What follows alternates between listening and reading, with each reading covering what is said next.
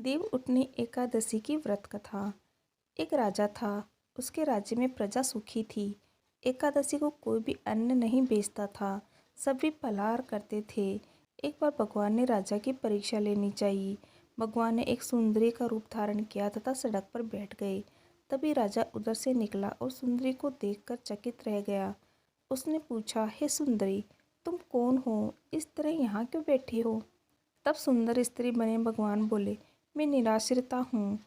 नगर में मेरा कोई जाना पहचाना नहीं है। किसकी सहायता मांगूं? राजा उसके रूप पर मोहित हो गया। वह बोला, तुम मेरे महल में चलकर मेरी रानी बनकर रहो। सुंदरी बोली, मैं तुम्हारी बात मानूंगी, पर तुम्हें राज्य का अधिकार मुझे सौंपना होगा। राज्य पर मेरा पूर्ण अधिकार होगा। मैं जो भी बनाऊंगी तुम्हें खाना होगा।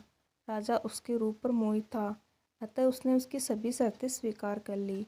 अगले दिन एकादशी थी। रानी ने हुक्म दिया कि बाजारों में अन्य दिनों की तरह अन्न बेचा जाए। उसने घर में मांस, मछली आदि पकवाए तथा परोसकर राजा से खाने के लिए कहा। यह देखकर राजा बोला, रानी, आज एकादशी है, मैं तो केवल फलाहार ही करूँगा। तब रानी ने शर्त की याद दिलाई और बोली, या तो खाना खाओ, नहीं तो मैं बड़े राजकुमार का सिर काट लूँगी। राजा ने अपनी स्थिति बड़ी रानी से कही तो बड़ी रानी बोली, महाराज, धर्म न छोड़े, बड़े राजकुमार का सिर दे दे। पुत्र तो फिर मिल जाएगा, पर धर्म नहीं मिलेगा। इसी दौरान बड़ा राजकुमार खेलकर आ गया। माँ की आंखों में आंसू देखकर वह रोने का कारण पूछने लगा तो माँ ने उसे सारी वस्तु स्थिति बता दी। तब वह बोला, मैं सिर देने के लिए तैयार हूँ। पिताजी के धर्म की रक्षा होगी, जरूर होगी। राजा दुखी मन से राजकुमार का सिर देने को तैयार हुआ तो रानी के रूप से भगवान विष्णु ने प्रकट होकर असली बात बताई। राजन, तुम इस कठिन परीक्षा में पास हुए।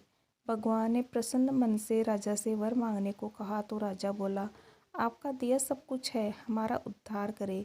उसी समय एक विमान उतरा।